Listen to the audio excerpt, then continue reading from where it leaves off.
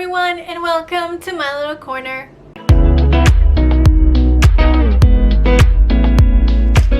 In this video, I'm going to talk about all the books that I read in 2020, and I'm going to rank them and give a very brief review. In 2020, I had a goal of reading 15 books. Unfortunately, I almost made it. I read 14 books, and I am still in the middle of the 15th book.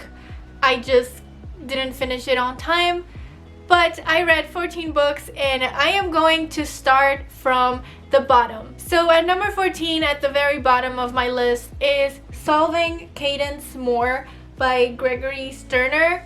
I was sent this book for me to review it, and I hate to say that I really didn't like the book. I give it 2 stars. This is a mystery book, but it is so drawn out.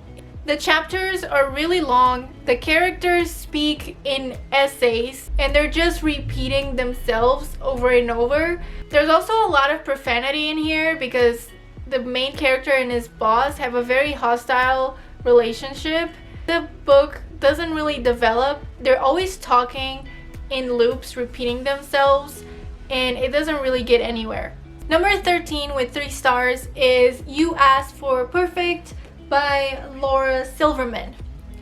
This book gave me secondhand anxiety.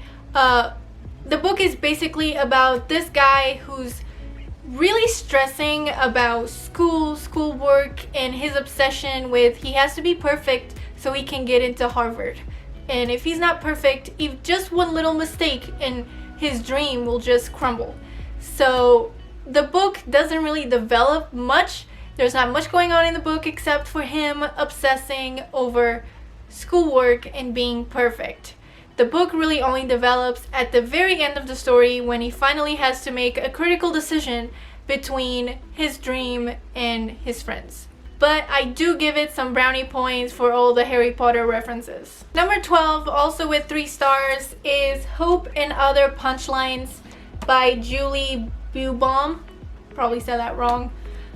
This book is centered in 9/11. The book is about Abby, which she is a baby that will forever be remembered because on 9/11 she had this photo as a baby, and ever since then she became like this little celebrity as the one that survived 9/11. Ever since she became always remembered as the baby that survived 9/11, and she never shook that off. It's like she never got her own identity and personality.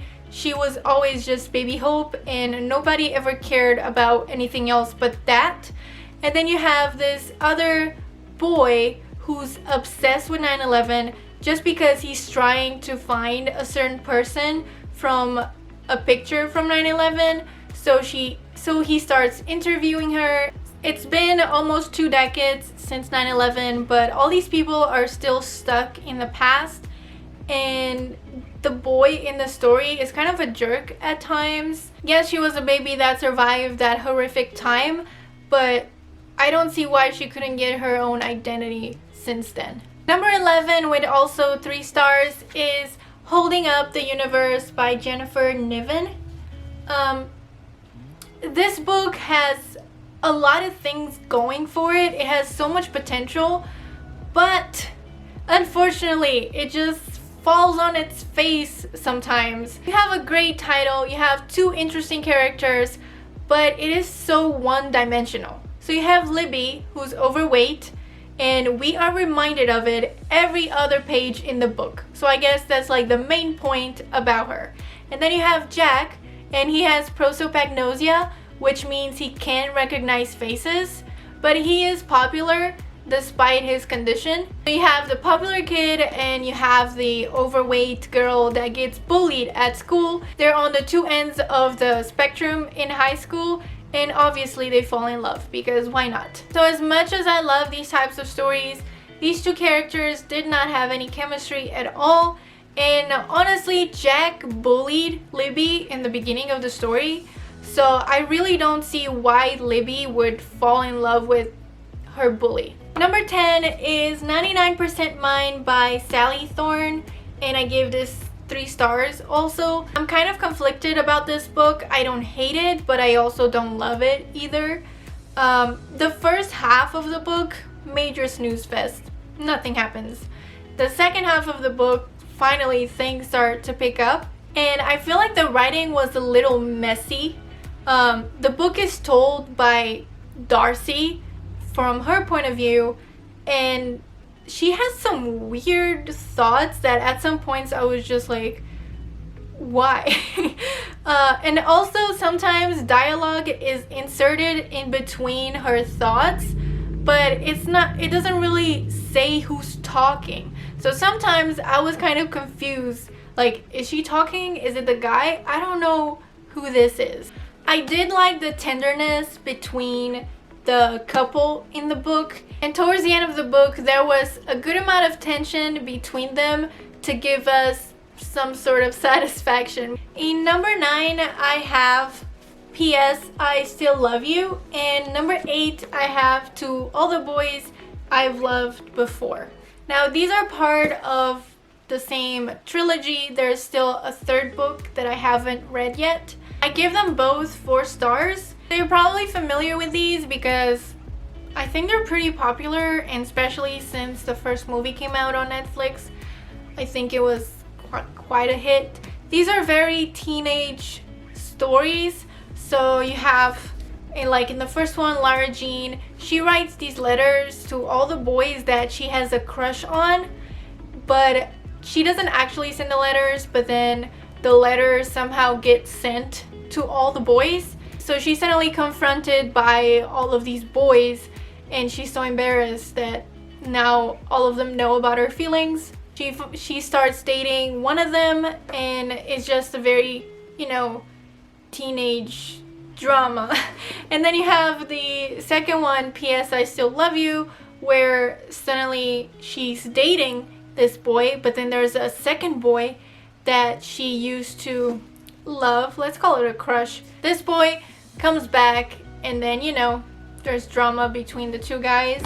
I think it's a very lighthearted story, and if you're a teenager, you will most likely like these books. Number 7 is The Honey Don't List by Christina Lauren, and this also has 4 stars. So the book really focuses on 2 couples.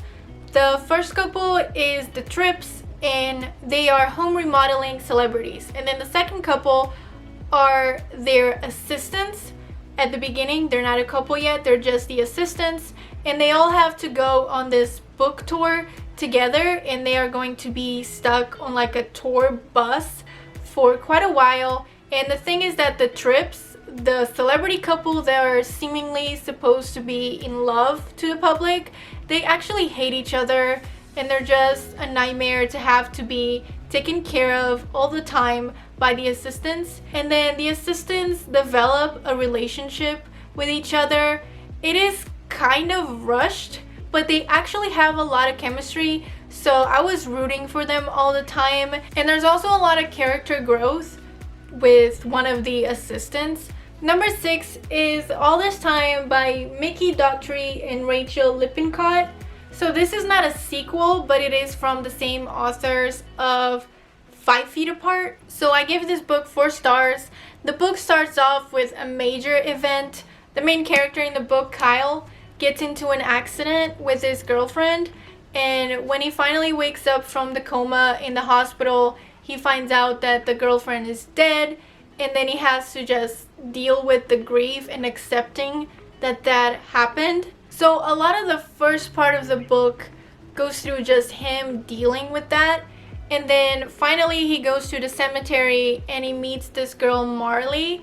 And that's when he finally starts opening up again, and he starts talking with this girl. He starts finally getting out of his shell a little bit more. But then I just feel like the story stagnated for quite a while. A major twist happens, and you get so invested in the book once that happens. And if that wasn't enough, there's a second plot twist. Number 5 is All the Bright Places by Jennifer Niven, and I also gave this 4 stars. This one is a tearjerker. It is about Violet and Finch, who are two broken people who find a bright place with each other. Violet's sister dies in a car crash and she's still suffering. And then Finch has bipolar disorder. This book did such a good job at captioning emotion and bringing to light a whole range of mental illness. Also, the character's development in this story is just beautiful. I actually did a whole video review on this book where I compared the book and the movie. So if you want like a full-on review on it, the link for it will be in the description. Number 4 is Salvation Station by Catherine Schleich. I don't know how to say that. I was also sent this book to review and I was so surprised by how much I actually enjoyed it. So this is where the 5-star books come in. I gave this book 5 stars. I was so surprised. The story was so intriguing and it evolved so smoothly that I could not put this book down. It's truly a page turner. So this is kind of a murder mystery religious story. So it starts with the murder of a pastor and 2 children. Yeah, it's pretty dark. And then it follows the investigation of those murders. And then there's another storyline which is actually related to the initial one, where you have this pastor who's like a televangelist and he's about to lose his show, but then there's a mysterious woman that comes out of nowhere and just helps him financially and in every way to revive the church in the show. Another aspect that I really enjoyed about the book is that you actually follow the killer and the investigation at the same time through the multiple storylines. So that was very interesting. I really enjoyed the book. Number 3 is The Hating Game by Sally Thorne. I absolutely love this book. 5 stars. I think it's quite a realistic book. You have these 2 people that work in the same company. They work together. They're just like in front of each other working, and they start to develop feelings for each other. And I believe that that's something that actually happens in real life. If you work with someone, if you spend a majority of your time with someone, it is likely that you're going to develop feelings for one another. And they have a love-hate relationship. They hate each other, but then they start to actually love each other. Honestly, the chemistry between these 2 characters is off the charts. Love their chemistry, and I have to warn you that this book is a steamy one, meaning it's more of an adult book. Number 2 is Bunko, a comedy about the drama of friendship by Robin Delnoche. Could be saying that wrong. So I was also sent this book to review and I absolutely love it. 5 stars. I was quite surprised when the book arrived because it's pretty massive. I mean, usually books look like this and then I got this. So don't be intimidated by the size of the book. It might seem like a lot, but it is formatted in a playwright format, as you can see.